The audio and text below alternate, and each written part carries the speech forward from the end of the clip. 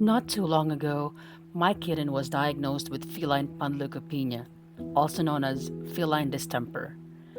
This is the parvovirus in cats and is often fatal. I would never forget the vet's words if the kitten survived.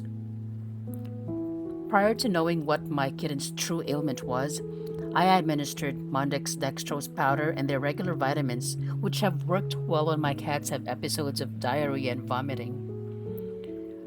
On the second day of my kitten's episode, he started to lose his appetite when he was always excited with the sight and scent of food.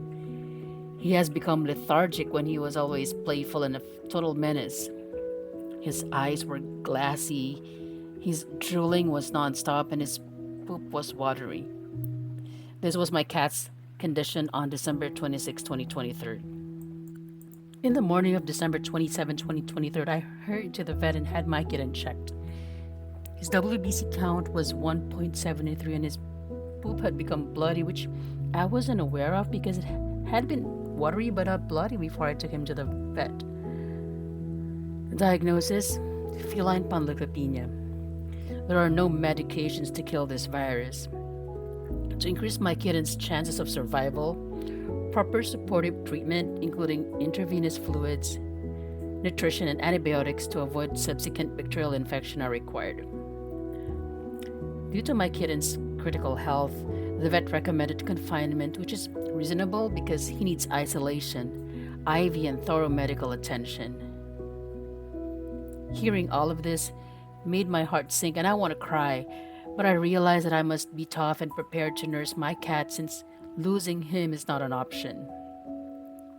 I decided against confinement. I informed my manager about my kitten's health condition and I was planning on working from home for the rest of the week to provide medical attention for him. My manager had been very supportive and hoped that my kitten will pull through because we all know how fatal parvovirus is. I know parvovirus is a death sentence. I also recognize that I have been irresponsible for missing my kitten and his siblings' vaccine shots, which were scheduled on December 26, 2023. I also exposed my cats to the possibility of contracting the virus because we look after a cat who we named Ichabod. Ichabod lives outside our apartment, and sometimes we let him stay inside and use our cat's litter box just for him to experience the love and care of a fur parent. I always make sure I clean after him and sanitize our space each time that Ichabod would stay, until one time when I was too tired and missed it. All of these thoughts occurred to me as I recalled the circumstances that led to this. The need to isolate my sick kitten, whose name is Tong, is a big problem. We are renting a one-bedroom apartment. We are very fortunate that our landlord allows us to keep a litter of cats because, like us, they are parents to three dogs and look after stray cats and dogs too. We have two adult cats, Lunox and Burklo, who were gifted to us by my friend LJ. From these two lovely cats, we now have 11. It was never our intention to expand our cats' population to this number, but we have been negligent in neutering and spaying our cats early on. Eventually, we had Burklaw, the papa cat, and Tommy, the firstborn male, neutered. But this was only done after the unexpected second litter of 6 kittens came. Way too late. With 10 cats during that time, in a one-bedroom apartment, I had to choose between the bedroom and the living/kitchen area. My friend LJ, who now lives next door, gave me her cat's 3-layered cage to help with the isolation. I placed Tong inside the cage while the rest of my healthy cats roam freely. At around 10:30 p.m. on the day of the diagnosis, I started my shift working from home and I allowed Tong to sleep in our bed beside my boyfriend, and we thought it was a good idea because we heard him purr.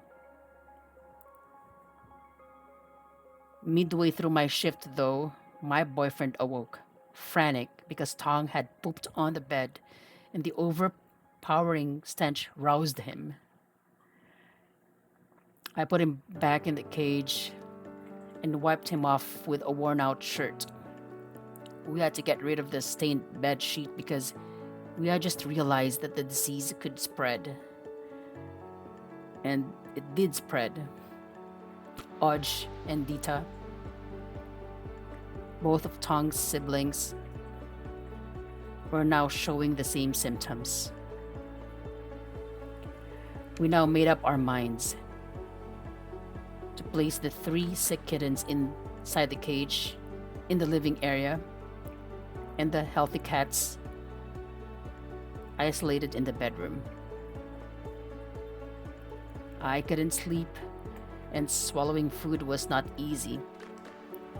While nursing Tong, Oj, and Tira, I probably looked like Sisa, this woman in the novel of Jose Rizal who lost her mind crying out her son's names, Basilio and Crispin. I was able to file for a 3-day leave for the first week of January 2024. My boyfriend and I chose to stay at home on the New Year's Eve festivities instead of attending our family gatherings. I ended up fasting unintentionally since I found it difficult to eat. I had trouble swallowing food and I resorted to liquids. I was so stressed that I had to smoke while nursing my cats. Eventually, it dawned on me that smoke is a poison, and it's aggravating my kittens' condition as their breathing was labored.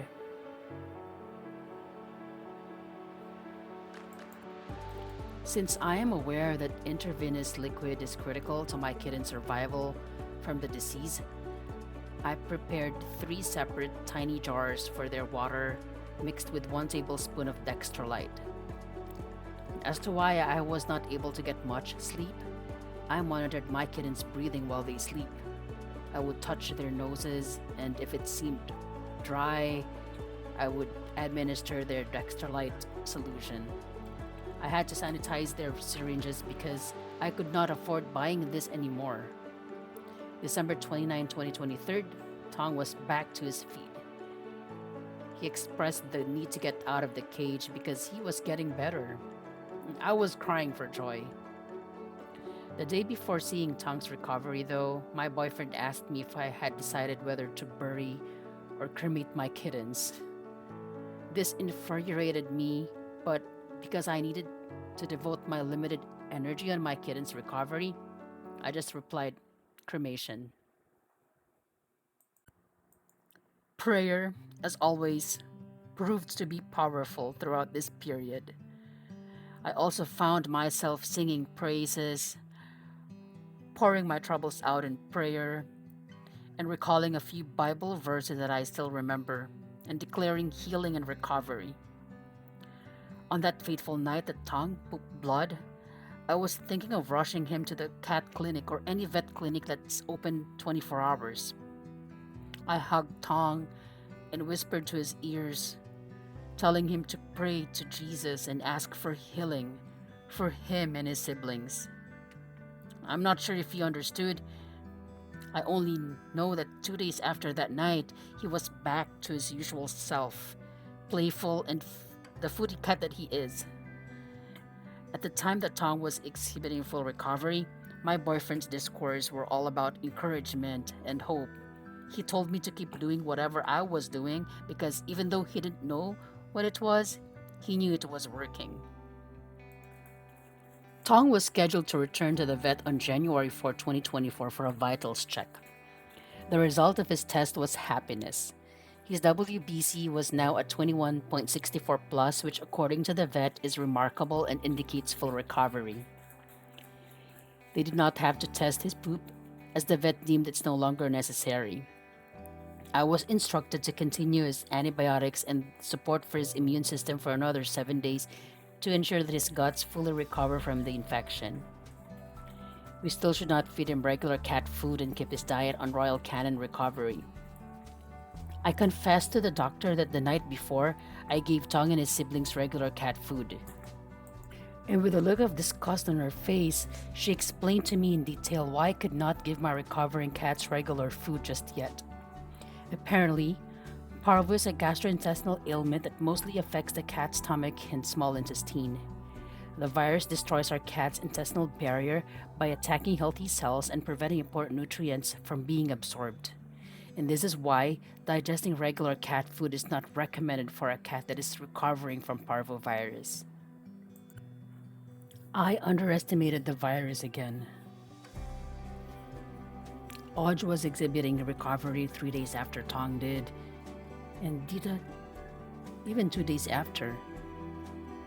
I thought that incorporating little portions of regular food into the Royal Canin recovery diet would be beneficial because it would transition them back to a normal diet, and I also saw that they crave their usual cat food. Dita, in comparison to her brothers, Tong and Oj, is showing slow recovery. I had to force feed her. Her drooling and glassy eyes have stopped, and her poop and Oj's have never been watery. However, Dita also stopped playing with her brothers and sleeps in areas where she could hide. Her body was obviously still in pain. After learning that regular cat food could harm cats recovering from parvovirus, I knew that was my fault. January 6, 2024, I asked my boyfriend to take Oj and Dita to the vet. Oj's tests show recovery with the exception of two minor mouth sore that can be treated with a modest amount of Bactidol mixed with clean water 3 times a day. Dita, on the other hand, had a significant risk of infection in her intestines. The vet advised to continue the supportive treatment of Emerflox at 0.5 ml once a day after meal and 1 ml Black Armor Beta Glucan twice a day after meals. The Moprol and Tritozine were removed from the list of treatments, but Dita was prescribed 0.5 ml of Emerflox twice a day for 5 days. I was so worried that Dita may not come out of this. I thought all 3 kittens would survive this deadly virus, join the healthy cats, and go back to normalcy. Oh boy, I was disheartened, but I made sure I followed their medications to a T. On the second day of Dita's treatment, she showed a remarkable recovery. I did not have to force feed her as she seems to have missed eating that even Royal Canin recovery that she detests. She began devouring alongside her two brothers. I also prepared a bland chicken breast for them which I boil and mix with a portion of Royal Canin recovery food. I followed a recipe that I saw online for cats coming out of parvovirus. After 5 days, Oj and Dita had to be brought back to the vet again for their vitals. Oj for his sores, and Dita for her infection. And we were so happy with the results. Dita and Oj have fully recovered. We continue to give our cats black yeast beta glucan twice a day and Emerflex once a day. Fast forward to April 21st, 2024. Tong and Oj will be neutered over the weekend as they have completed their vaccination shots. Dita and the others are currently completing their vaccination and will be spayed too. Hunux and Burklaw, the mom and dad cats, are easier since they have completed all their shots that we only take them to the vet for their boosters. As soon as the rest of our babies have completed their shots and are spayed and neutered, I think it will be lighter. Challenges will always exist for sure, but as parents to these babies, we vow to keep them safe. We are also looking at taking Ichabod to the vet for vaccination and to be neutered so he can join our cat colony. Getting our pets vaccinated, neutered, and spayed should not be delayed. That I learned.